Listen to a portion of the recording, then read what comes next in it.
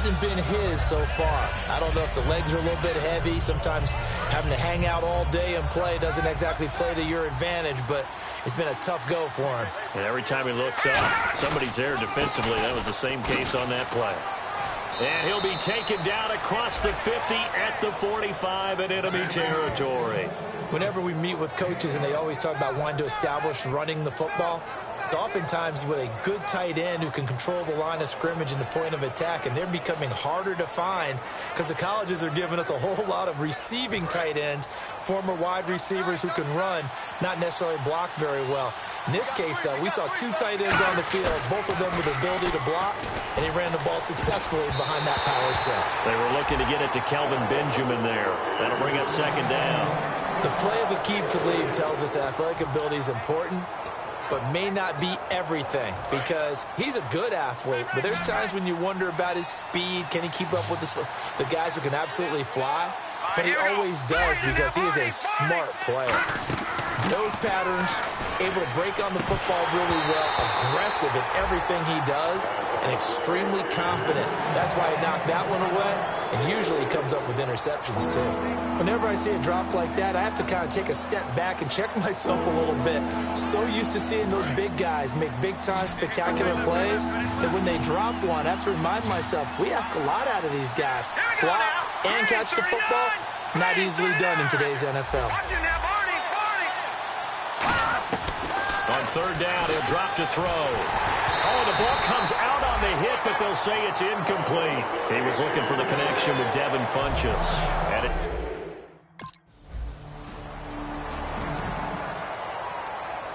Here's the Carolina offense as they get ready to take over here. And a tight game after punting last time. See if they can get something going on this drive. As they head to the field now, with the game this close, you got to feel there's a sense of urgency for them going on offense right now. But they have to do it without letting panic creep in and affect their play. It's a tried and true formula, and I don't think it'll change for as long as we play football. If someone's trying to throw the ball and you can put pressure on them and make it tough, that's only going to help your defense. Yeah, he's since being hurried. He got rid of it before taking the hit, but incomplete. Funchess with a catch over the middle. And they're going to get this one all the way out across the 45. In recent years, the slot receivers really gained stature in the NFL because they can do so many things. Yes, they can line up wide like your normal wide receiver, but to have that kind of courage and toughness to run routes in the middle of the field and become dependable targets for their quarterbacks and move the sticks, those guys are worth their weight in gold.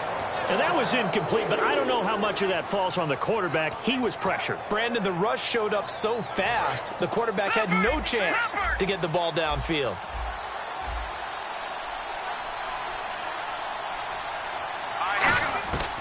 And 2nd and 10, he'll look to throw again. Over the middle here to Brown. And he's going to be taken down deep into Bronco territory. And that one results in 35 yards. Usually hitting a deep post pattern, as we just saw there for a big gainer, that's tough to do because you usually have a safety or two in the middle of the field. But if you hit enough crossers and underneath routes and curls, you start to get those guys creeping up, wanting to make plays on the football. It's the equivalent of a changeup in baseball. You show your other stuff, throw the changeup, and on that play, it worked for big yardage.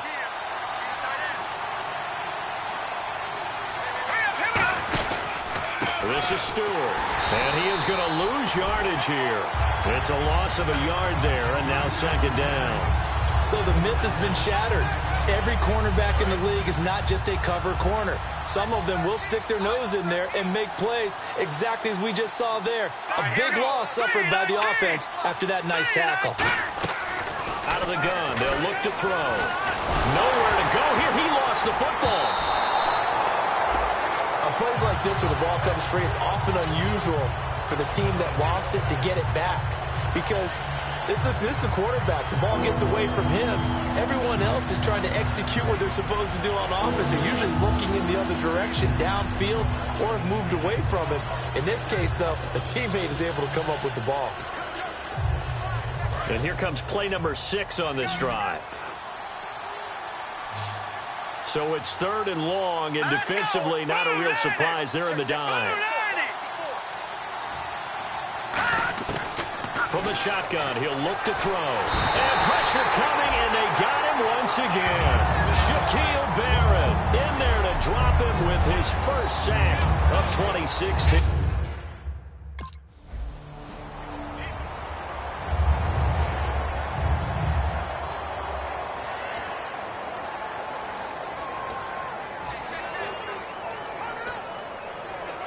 Now we take a glance at the offense as they work their way back out for their first possession of the second half. They were able to get the ball back here, didn't surrender any points. Now they'll look to add to that lead. And how about the boost the defense gave them? Going right out on the field, shutting them down, not giving up any points, and turning the ball back over. They want to do their part now and show them a little respect and some gratitude by scoring some points. And to get a little more cushion.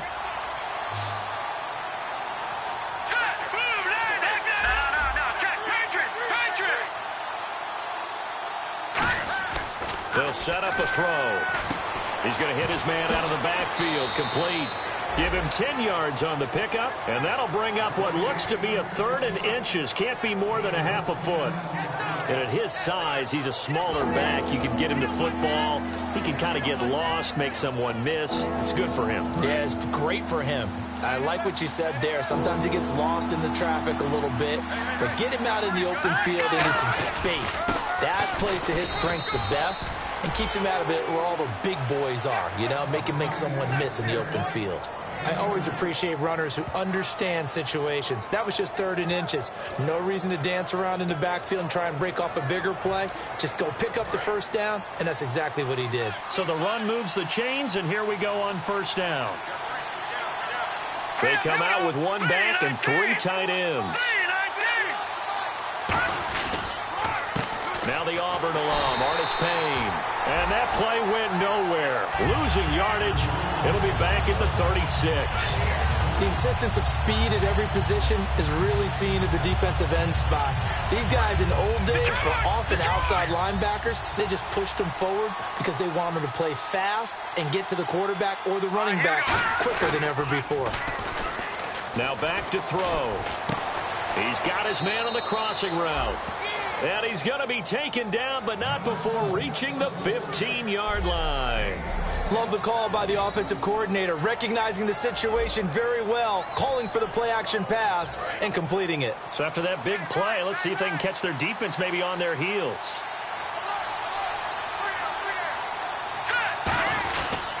They run here with Stewart. And able to push his way forward here for a good little gain. Yeah, give him 4 yards there. It'll be 2nd and 6. In my book, that's running the ball well, but with intelligence. How about him keeping the clock moving, staying in bounds? Yeah, even though it's the 3rd quarter, you're thinking ahead, aren't you? This is where your running game can really help you with a lead in the second half. I agree totally. It's not just end-of-the-half situations that you worry about the clock. It's throughout the game. And with a lead, stay in bounds. Make them fight harder to try and catch you. Here's play number 7 on the drive. This is 3rd and 7. They come up in an offset eye. They'll look to throw, and he couldn't hang on to it through the contact. Incomplete.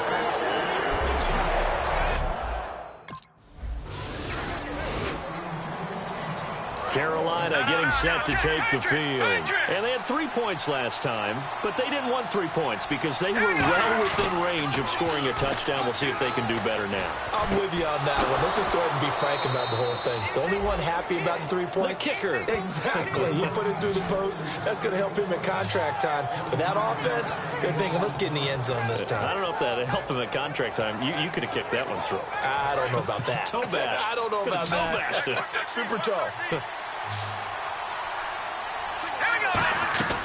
They'll look to throw here on first down. He hits Stewart in the flat. And he's going to get this inside the 30. 13 yards there on the pickup. And that leads to a Carolina first down. Good route, good pickup for first down yardage. And that is a tough one to cover, the angle route, because a running back getting out of the backfield, if you're trying to cover that, especially if you're in the linebacker spot and you're seeing this play develop, he heads out towards the flat first, and that often gets you to overcommit running in that direction. Then he cuts back up inside you into the middle of the field.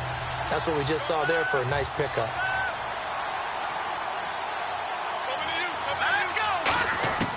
Now a shotgun snap as they'll look to throw. He's going to go up top for the end zone.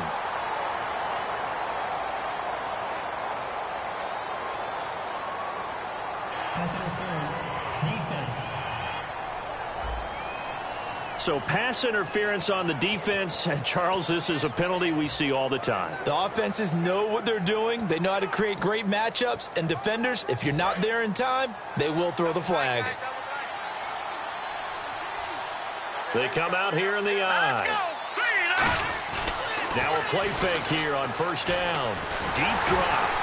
And the tip there altered the ball flight, and it falls incomplete. It'll be second down.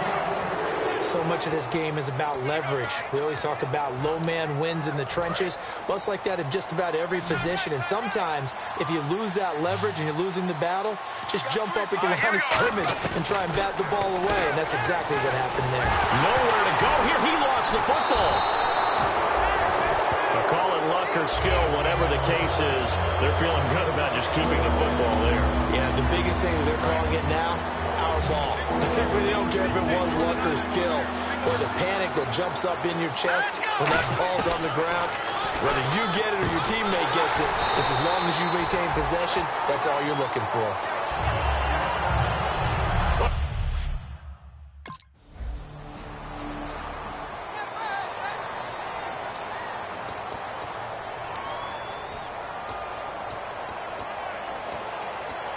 Carolina getting set to take the field. And last time they got 3 points, but it was a chip shot field goal. And when you go to the sideline after a chip shot field goal, maybe the offense not too happy. It's a balancing act, isn't it? Because you're exactly right. They're none too pleased that they didn't punch it in for 6 points. But they also have to remember they did put points on the board. 3 points is 3 points. And in this league, you take points when you can get them. Not easily done. So the offense has it 1st and 10. They'll come out in the pistol. Stewart fights off another. I think the second tackler would have learned from the first. Just a yard on the first down carry, so it's 2nd and 9. The 4th quarter here, they've got the lead. They want to keep it on the ground. That's what they're doing. Smart football. Keep the clock grinding. Keep it going. But you got to figure now, they're going to see more people stacked up at the line of scrimmage as they try and bleed it out. Toward the sideline, and look at that catch. Dragging the toes, and that's going to be a first down. Well done. He's played a great game. It continues right there, even with this lead, confident to throw the pass and have the reception made. There's no doubt who the leader of their team is there? There's no doubt who they want to ride all the way to the finish.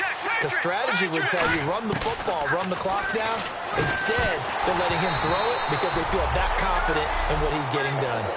Maybe just a lack of concentration there as he couldn't haul it in. And when you're going across the middle like that, he's running that drag route, you are conscious of all the bodies and the traffic in there.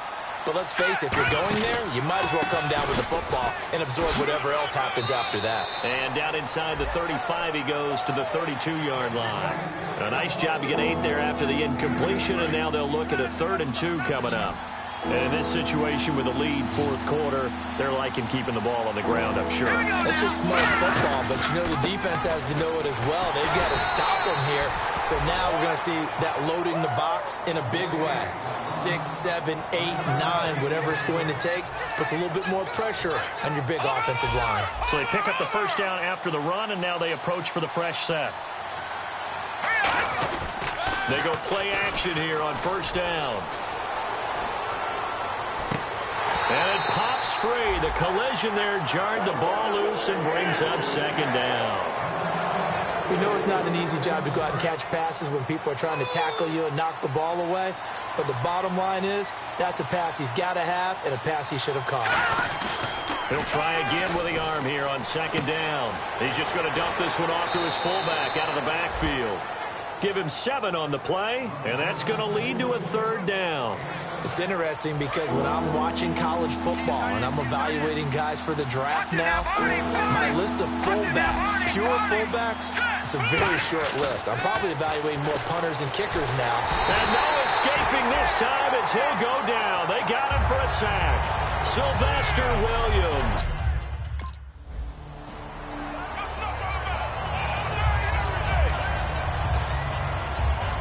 And onto the field here comes from the Panthers. And they're not going to play this conservative, I don't think. They had the field goal last time, and they're up, but they're looking to put a drive in the end zone. Oh, I agree with you totally.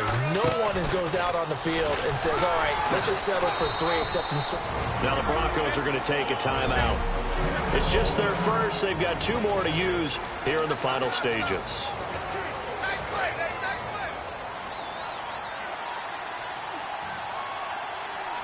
They come out here in the eye. That one looks like he'll throw here. Going for the deep ball. And he can't hang on. That's definitely going to be one he wishes he had back. Incomplete in the end zone. And when all else fails as a defender, when you're not there in the coverage, your best friend is exactly what we saw there. A big play shot taken by the offense. Unfortunately, it ended in a big drop. On 3rd down, Jonathan Stewart. And now the Broncos will burn another time.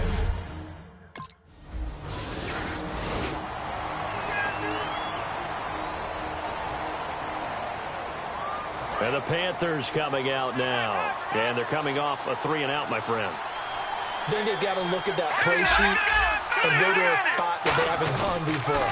Time to shake things up a little bit to try and get this offense moving. Okay, so how do you do that? How do you shake? And play is stopped here. Timeout. It's the defense calling the timeout here. All right, so the timeout over and all 11 men back out onto the field for the defense. Looks like the defense in press coverage here. They come up in an offset eye.